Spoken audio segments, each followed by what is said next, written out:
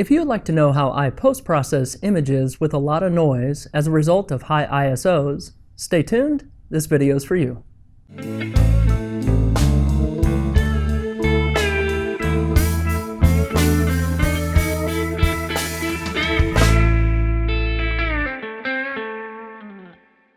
Over the last few months, I've received a handful of questions regarding some of the images that I've taken in relatively low-lit situations.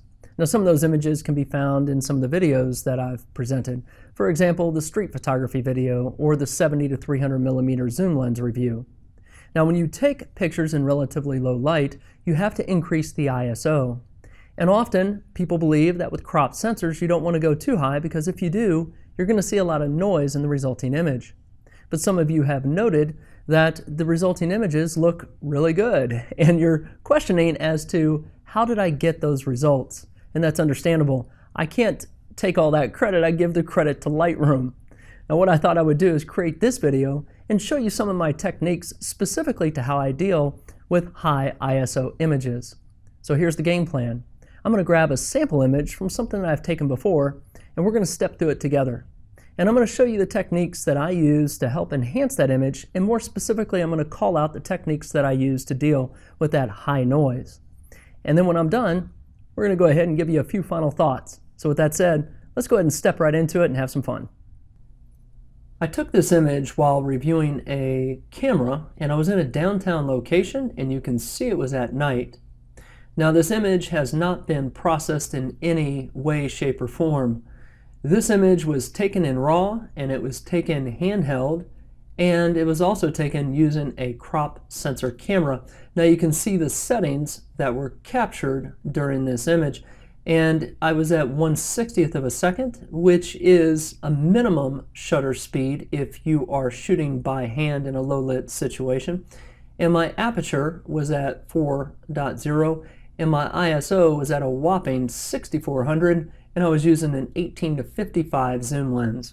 Now, many photographers would not think to go this high on ISO because the thought is that it'll bring about too much noise and the image will not be usable.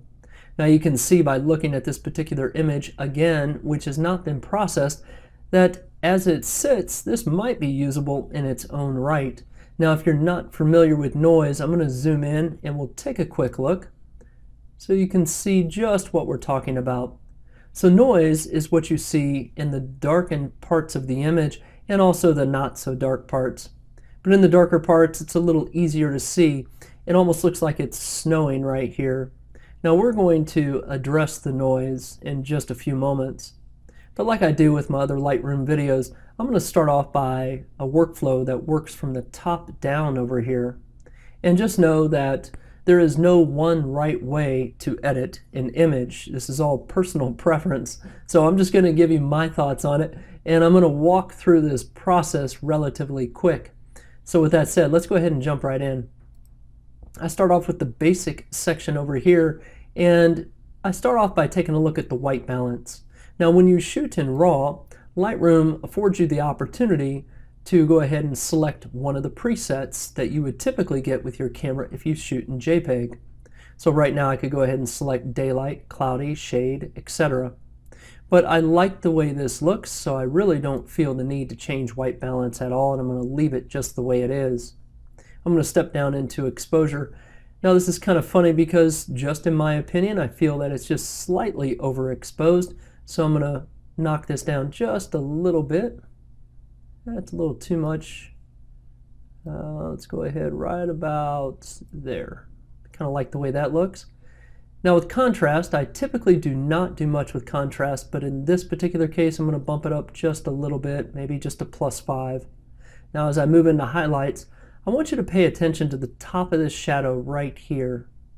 And I like to take my highlights and bump them down. In this particular case, I'm going to move them all the way down to maybe -100. Look at all of the detail that came out of this statue. Let's take a quick look at the before and then the after. So you can see the power of knocking the highlights down. I'm going to go ahead and leave it at -100.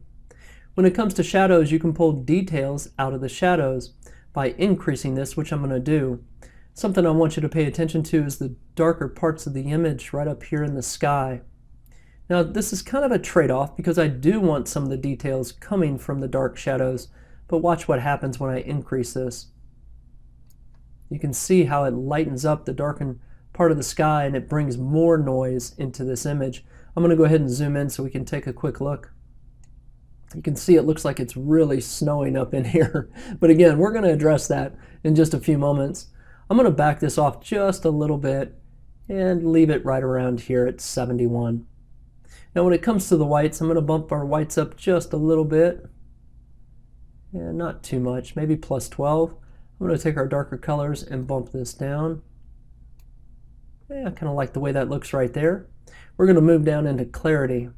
Now I like clarity because I feel it gives punch to the image. So I'm going to move it up right about here. This is plus 52. Kind of like the way that looks right there. I also like a little bit of vibrance. Vibrance adds a little more punch to the color, but it's not overkill like saturation. Again, it's just my opinion. So I kind of like the way this is looking right here. I'm going to leave our saturation alone for now. And at this point, I am done with the basic section. I'm going to go ahead and close that down. I'm going to step down into the tone curve. Now, a lot of photographers like to get sort of an S-curve out of this tone. And in this case, I'm not going to really touch anything with the highlights because I don't feel I want to bring those to life again. I'm going to bring a little bit of life to our lights and just bump that up a little.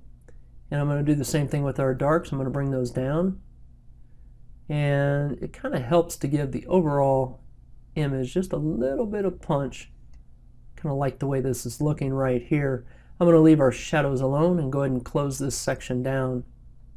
Now, on some of the other videos that I've done, I have done a deeper dive when it comes to the hues, saturation, and luminance, but I'm going to go ahead and leave this alone for now, simply because I like the way these colors look. I don't feel they need really any adjusting here. And the same thing with split toning. I'm going to leave this alone for now as well. I'm going to jump into the detail section. Now this is where I want you to pay attention when it comes to reducing the noise from a high ISO image. Now there's three things we're going to really focus in on here. One is the amount of sharpening, two is the masking, and three is the luminance inside the noise reduction area. So let's start off with sharpening. Now I like to take this and bump right up into the 80 range or 90 range. I really don't mind. I don't mind even going higher, but I'm going to start off right here at, say, 87. I'm going to jump right down to masking. And what you want to do here is go ahead and hold down the Alt key on your keyboard, and then go ahead and left click. Now when we do this, you see the entire image is white. What does this mean? This means that the entire image is being sharpened. And we don't want that for this particular image. So I'm going to go ahead and slide this to the right, and you'll see how the image starts to come through. Now what does this mean exactly? This means that what you see in white is taking advantage of the sharpening power that we just applied. So what I really want to do is just focus on the edges of the items or subjects in this particular image. And right now we're at 75. I kind of like the way that looks. And what this is doing is sharpening up all the edges of this image right here. And it's also leaving the darker parts of this image alone from a sharpening perspective. Now, we're going to step down to the luminance. And this is the magic sauce. This is what I like. So I'm going to take this right here. I'm going to slide this to the right. And you don't want to overdo this, although, again, it kind of depends on your preference. But if you take it too far to the right, it might look like a plastic toy or something like that. So you kind of want to balance this. And the trick here is to increase your luminance and increase your sharpening. So it's really a toggle between the amount of sharpening, your masking, and your luminance that make this work. Now as I look at this image right here, I really like the way this is coming out. Keeping in mind 6400 ISO on a crop sensor.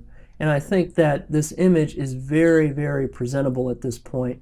And again, that's just my opinion, and maybe you share a similar thought here. But at this point, I feel that I'm done with this particular band, and I'm going to go ahead and close down the details section. Something else I like to do is apply a little bit of vignetting. So I'm going to move this over just a little bit, maybe right about here. Now vignetting helps to darken the edges of the image, and I think this really looks nice. It helps to draw your focus more towards the subject that you have, which in this case is the statue.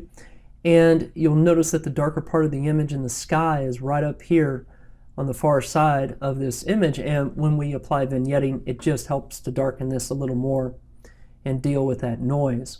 So at this point, I feel that I'm pretty much done with this image.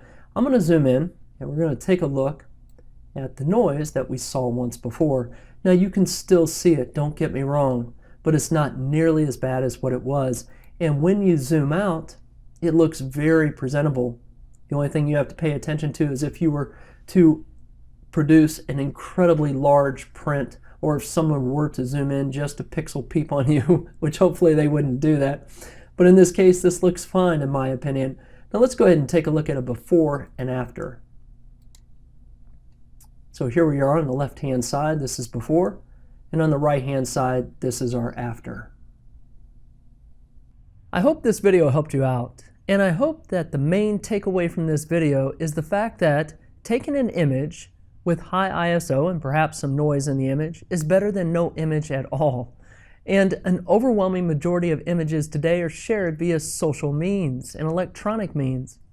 And what that basically tells you is that it is going to be very rare for someone to zoom in and critique your image based on whether or not it's got noise. More often than not, people look at the image from the composition perspective, the color, and all the other enhancements that you can make to that image, and whether or not it's pleasing to their eye. Now, regardless of what someone else thinks, what it ultimately comes down to is whether or not you're happy with that image, and that's what really matters. The other thing to keep in mind is this. If you have a client, if you're shooting for a client, or you yourself anticipate printing that image in a very large print, this is where you may want to pay attention to the ISO. And you'll want to dial that ISO down. And it's something to think about, and this is the reason why some photographers will use full frame cameras, or they will be very, very conscious about that ISO, and I can fully appreciate where they're coming from. But more often than not, especially for the casual photographer, it really doesn't matter. Take your ISO, jack it up, have some fun, and just know those techniques within Lightroom that can help you reduce that noise to the point that 99% of the people will never really notice. And you will be out there taking some awesome images in relatively low light situations with virtually no noise after you post-process. So, if this video helped you out, be sure to give it a thumbs up, and if you haven't done so, subscribe to the channel. It's called Real World. More often than not, I post videos about photography and technology, but you never know. So until the next video, take care of yourself and be safe.